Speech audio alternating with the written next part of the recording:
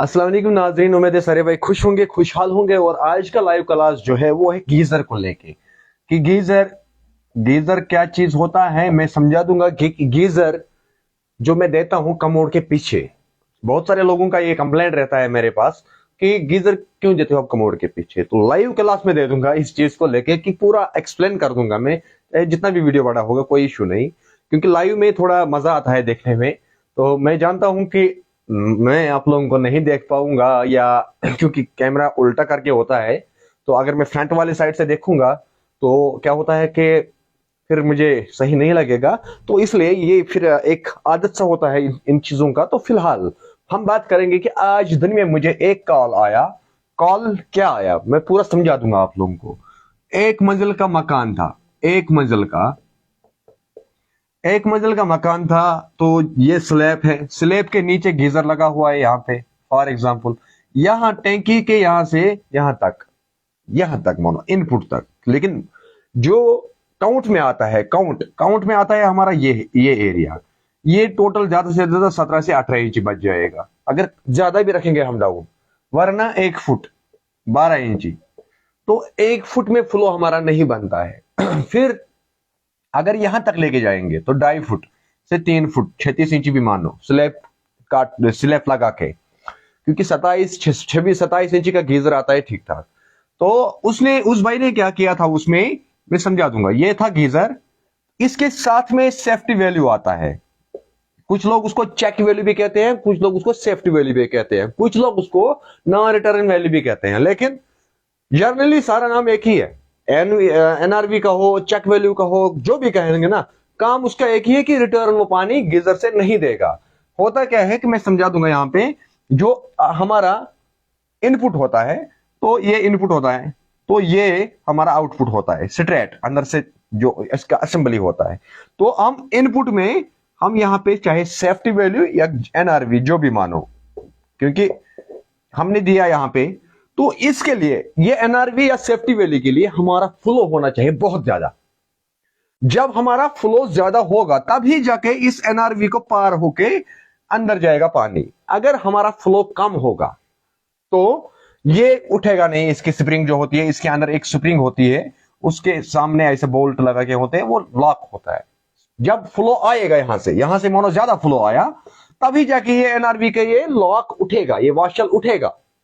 तो फिर जाके गीजर के अंदर पानी चला जाएगा। तो इसका कहते हैं हम सेफ्टी वैल्यू। सेफ्टी वैल्यू का काम क्या है वो भी मैं समझाऊंगा। तो हुआ क्या वहां पे, आज उसने ये जब लगाया तो पानी गीजर के अंदर नहीं चला जा रहा था। तो वजह क्या था? वजह था कि उसको फ्लो कम था। फिर भाई ने मुझे फोन किया। मैं ये नहीं कहता हूं कि उसने फोन क्यों किया मुझे, उसने अच्छा किया मुझे फोन किया। कंफ्यूज होता है कभी भी कोई भी नए नए भाई जो निकले हैं मेरे। तो मैंने उसको बोला कि आपने सेफ्टी वैल्यू मत लगाया इसमें। बोला हाँ मैंने चेक वैल्यू लगाया है। तो चेक वैल्यू मैंने उसको बोला निकालो, उसके बाद आप ट्राई करो। उसके बाद जब उसने इसमें ये सेफ्टी वैल्यू हटा के पानी लगाया डायरेक्ट गीजर में, तो पानी निकल गया वहां से। यानी कि गीजर के अंदर कोई खराबी नहीं थी। तब तक उसको डाउट था शायद कि गीजर के अंदर माथे कोई फॉल्ट। तो गीजर के अंदर कोई फॉल्ट नहीं था। तो अगर अब हम ये सेफ्टी वैल्यू निकालेंगे तो इससे कितना फायदा है, क्या नुकसान है, ये मैं समझाऊंगा। मानो ये सेफ्टी वैल्यू तब हमारा काम करेगा, ये आप लोगों को समझ आया, कि जब हमारा फ्लो सही होगा। अगर अब हम निकाल के रखेंगे इसको तो हमारा क्या नुकसान है वो मैं समझा दूंगा। यहां पे इस मानो ये है गीजर, बाकी आप लोगों को समझ है कि ये इनपुट है या आउटपुट है। तो ये इनपुट जो है हमारा, इसको हमने सेफ्टी वैल्यू निकाला। तो जब हमारा टैंकी खाली हो जाएगा या टैंकी का लेवल टोटल 0 हो गया, डाउन हो गया, तो ये रिटर्न पानी छोड़ेगा यहां से। ये पानी चले जाता है फिर गीजर ठंडे वाली लाइन पे। कहीं कहीं क्या होता है कि कमोड के वहां जो हमारा जग का नलका होता है वहां पे भी गर्म पानी आता है। उसका काज क्या होता है? असली काज होता है कि यहाँ पे सेफ्टी वैल्यू नहीं होता है। ये चीज होता है उसमें, मेन चीज उसमें ये सेफ्टी वैल्यू नहीं होता है। अगर वहां पे सेफ्टी वैल्यू होगा तो नॉन, यहां पे क्या काम करेगा? ये एनआरवी का काम करेगा, ये नॉन रिटर्न वैल्यू का काम करेगा। इसलिए इसको सेफ्टी वैल्यू क्यों कहा जाता है? इस चीज को एनआरवी भी कहेंगे, मैंने पहले ही कहा है, और सेफ्टी वैल्यू भी कहलाएंगे इसको। क्यों कहेंगे सेफ्टी वैल्यू?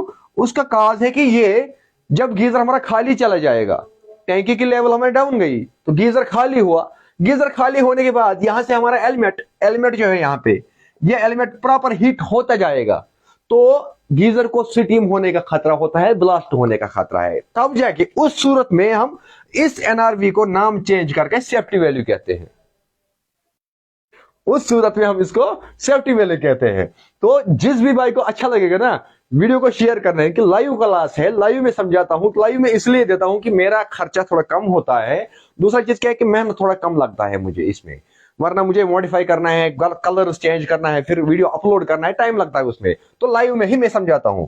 तो यहाँ पे एनआरवी का काम क्या देता है, यहाँ पे हम इसको नाम चेंज करके इसको सेफ्टी वैल्यू कहते हैं। सेफ्टी, ये किस चीज का सेफ्टी होता है, ये गीजर का सेफ्टी बनता है।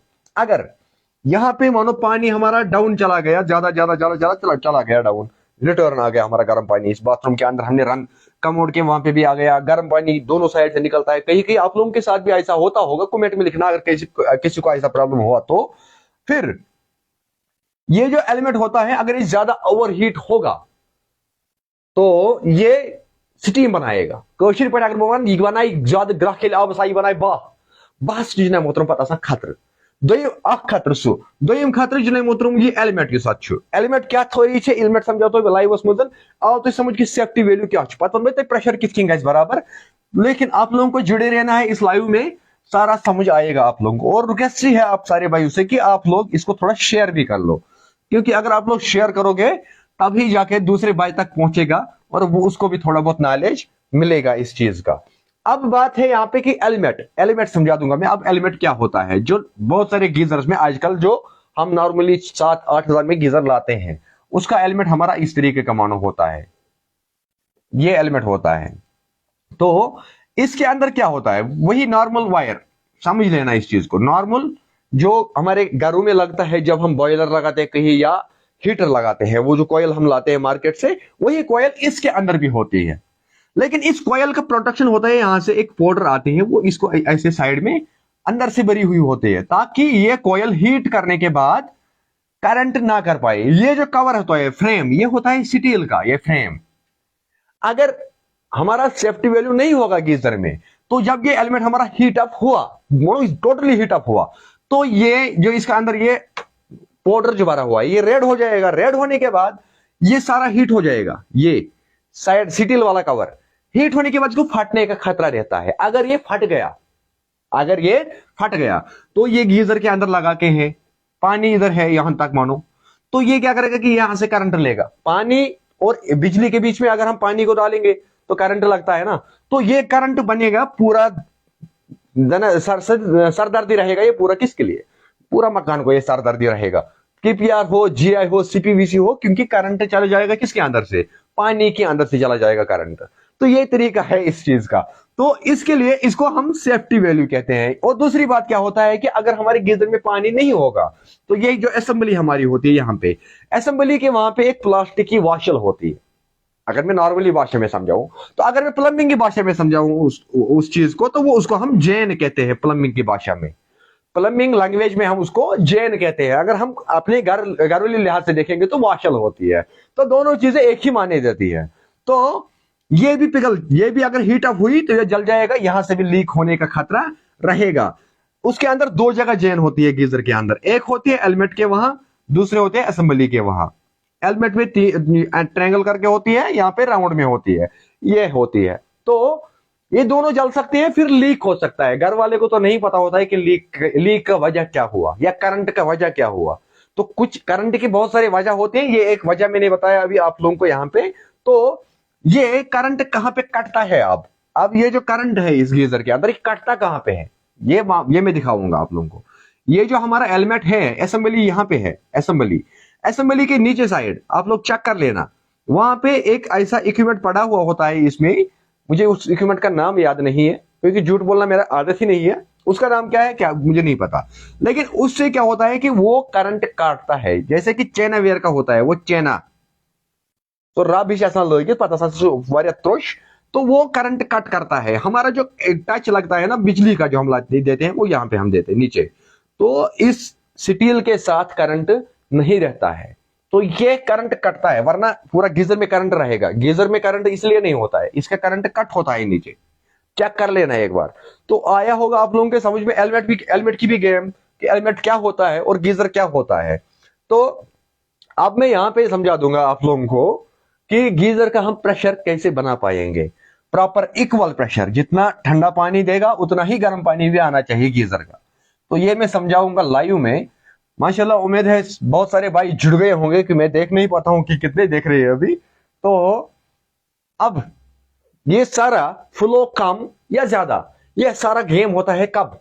जब हम जाते हैं जेरी निकालने के लिए। प्लम्बर को 99% गेम होता है प्लम्बिंग का सिर्फ ड्राइंग में। अगर किसी भी एक इंसान को ड्राइंग प्रॉपर आया तो वो प्लम्बर सक्सेस है, कोई बड़ा मामला नहीं है। फिर जॉइंट देना, प्लास्टिक वेल्डिंग करना या चूरी निकालना वो कोई मामला नहीं है, या मेजरमेंट करना वो ज्यादा मामला नहीं है। मेन मामला है उसमें ड्राइंग। तो गीजर, जो मैं पहले ही कहा मैंने कि बहुत सारे भाई मुझे कह रहे थे कि कमोड के पीछे क्यों दिया है इसने गीजर। तो मैं, अब अक्सर आप लोग देख लेना जहां पे भी मेरा काम देखोगे तो गीजर के साथ ही मेरी लाइन होती है। गीजर मानो मैं, ये मेरा लाइन होती है, ये मेरी वाली लाइन होती है। इनपुट इसका गीजर का टैंकी से आता है पानी। यहां से मैं 40 mm का उतारता हूं, 40 mm का उतारता हूं। यहां पे मैं देता हूं रोडूसर टी 40/32 का, ये वाला टी। और इसके आगे यहां पे फीमेल एल्बो लगता है हमारा, वो मैं देता हूं 32 आधी का, 32/आधी इंच।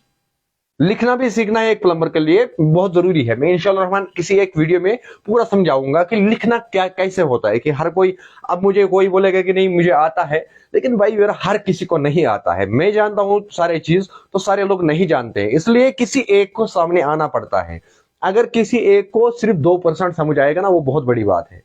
तो यहां पे मैं फीमेल एल्बो देता हूं इसको, तो यहां से मेरा आउटपुट आएगा। फिर यहां से भी मेरा 40 mm नीचे जाएगा, नीचे।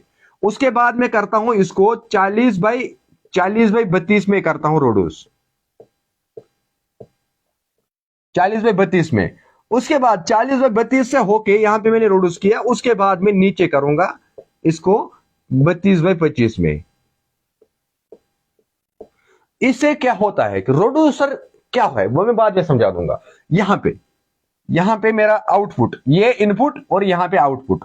यानी कि जब मेरे ऊपर से पानी 1.5 इंच आया और यहां पे मैंने इसको रोडूस किया, उसके बाद दूसरा रोडूस मैंने यहां पे किया, तो ये पानी जब ऊपर से आता है ना, यहां से नीचे बिल्कुल कम पानी चला जाता है। ये मेरा बाग हिस्स कारण, ये हिस्स चुका सा, ये तिनसन पानी को बाग इधर ही मिलता है, इधर ही बांटना होता है पानी। तो फिर बहुत सारे भाइयों का डर रहता है कि गीजर लगाने के टाइम हम क्या करेंगे, गीजर के टाइम पे हमारा ड्रिल चले जाएगा इसके अंदर। तो 2 इंडिकेशन होती है।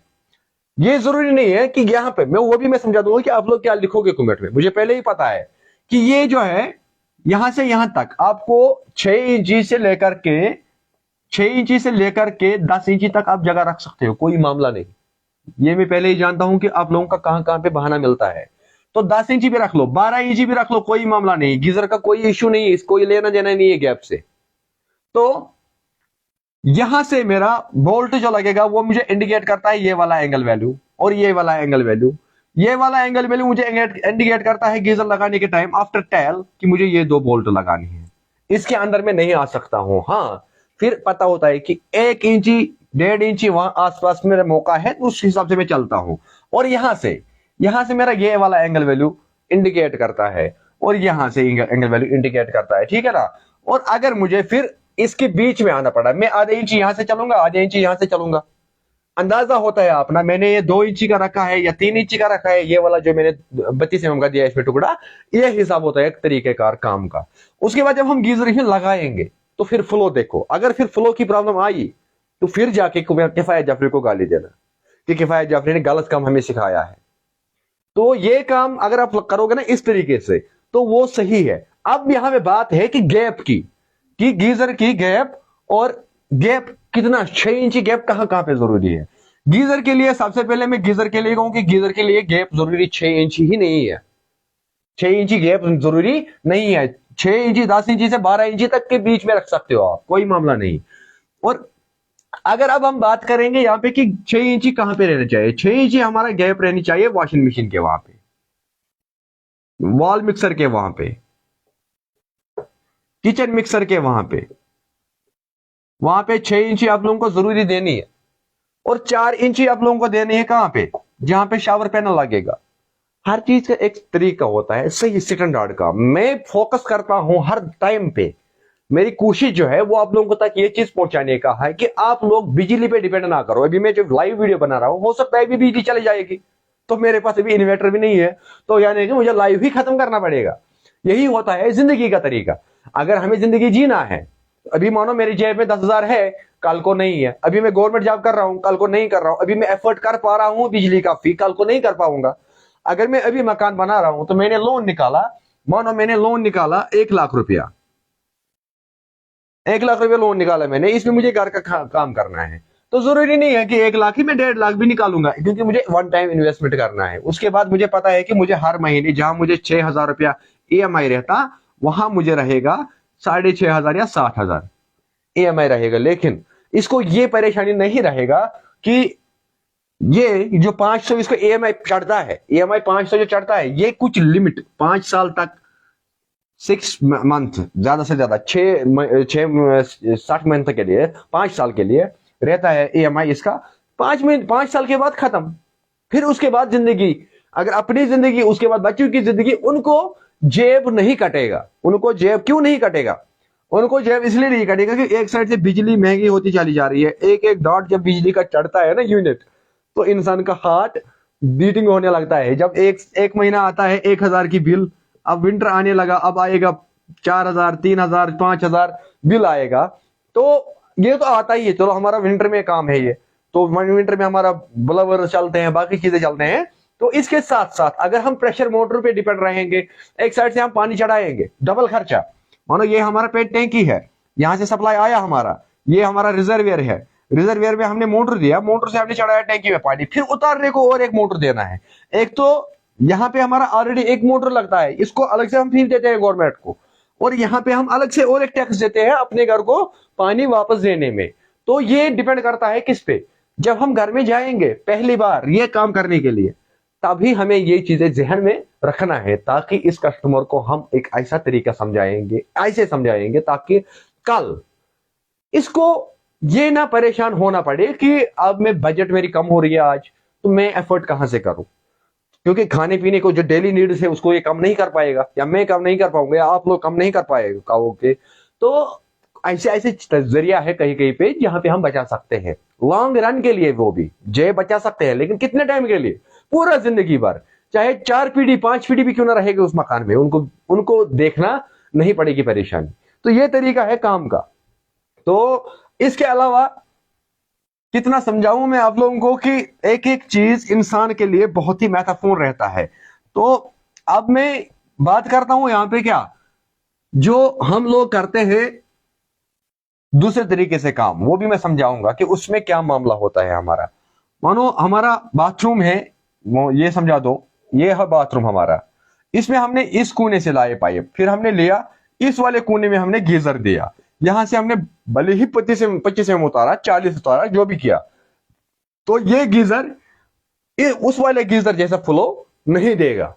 ट्राई कर लेना, माशाल्लाह हम सब कारीगर से, तो एक बार ट्राई कर लेना। मैं जो भी शेयर करता हूं ना आप लोगों के साथ, वो मैं करता हूं अपनी एक्सपीरियंस के हिसाब से, देखता हूं पहले, उसके बाद।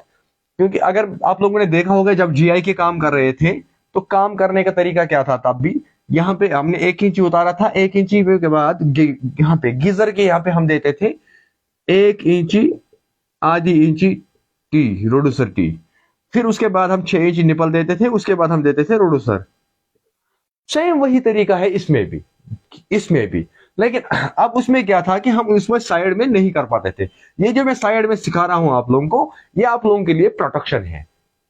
एक छोटा भी प्लम्बर होगा ना, अगर आज ही निकला होगा वो, तो इस तरीके का काम करेगा ना वो, मैं गारंटी करता हूं कि उसकी सेफ्टी है, क्योंकि उसको पता है कि ये एंगल वैल्यू टाइल के बाद ये पाइपें सारे गायब होते हैं, इनविजिबल होते हैं, तो ये एंगल वैल्यू तो गायब नहीं होगा ना। ये एंगल वैल्यू एक इंडिकेशन रहेगा हमारा। इंडिकेशन का चीज माना इंडिकेटर इसमें वाईफाई लगे, अच्छा इंडिकेटर लगे, टॉप लगे, अच्छा इंडिकेटर लगे, इंडिकेटर इंडिकेटर्स में लकुट अखि लाइट रोजान, यानी कि अच्छो इशारबाजी असली सलम गेम इशारबाजी पे कि यम चीज यम ट्रिक यम इशार ये कोई जल्दी से आप लोगों को नहीं बताएगा। लेकिन माशाल्लाह मुझे इन चीज़ों की फ़र्क नहीं पड़ता है कि मैं आप लोगों के साथ नॉलेज शेयर करूंगा तो मेरी नॉलेज कम हो जाएगी या कोई मुझे चोरी करेगी मेरी नॉलेज को, क्योंकि देने वाला ऊपर बैठा है और मेरा काम में कोई फ़र्क नहीं पड़ता है इस मामले से, क्योंकि आप लोग साथ में हैं, आप लोगों की दुआ साथ में है, तो मुझे इन चीज़ों से फ़र्क नहीं पड़ता है। मैं चाहता हूँ, मैं खुद चाहता हूँ कि आज गस लकट लकट नई नई नौजवान प्लम्बर गसन तैयार बड़ असल पटन क्विक प्लम्बर गस आसन यमन जल्दी आसे समझ यवान वारिया माशाल्लाह वारिया बॉय छ आसान मैसेज करान we want to learn we will learn with you I want to learn with you बकत हेक संभालित अम मूजूब छुस बह करान कोशिश कुन सात लाइव क्लास करनच अम पतन छुस बह यह या बदल अख वीडियो वुचित बह कोता मेहनत छुस पन्ने साइड करान यह वीडियो कोर मे वनकनस अम पतन कर बह ब्याख अख वीडियो अलग यूट्यूबस खातिर तो ये तरीका है, ये स्ट्रगल है। Otherwise I am not earning, I swear of Allah I am not earning till now अख पोस zero dollars from where YouTube or Facebook, not earning now, but I have faith up to my Allah. I am doing a social work, society will support me every time inshallah mission tuhund pons zorat ke I don't need your money, I need your pray and your love. Inshallah I will give you best and best content about plumbing inshallah every time. तो मिलते हैं किसी एक video में, तब तक इस video को भी शेयर करिए और अगर पसंद आया होगा तो लाइक भी कर लीजिए, क्योंकि लाइव वीडियो है मैं आप लोगों को अभी आप लोग तो मेरा फेस रिवील देख सकते हैं आराम से, तो मैं नहीं देख पाता हूं। तो मिलते हैं किसी और एक वीडियो में, तब तक के लिए अल्लाह हाफिज, अपना ख्याल रखिएगा।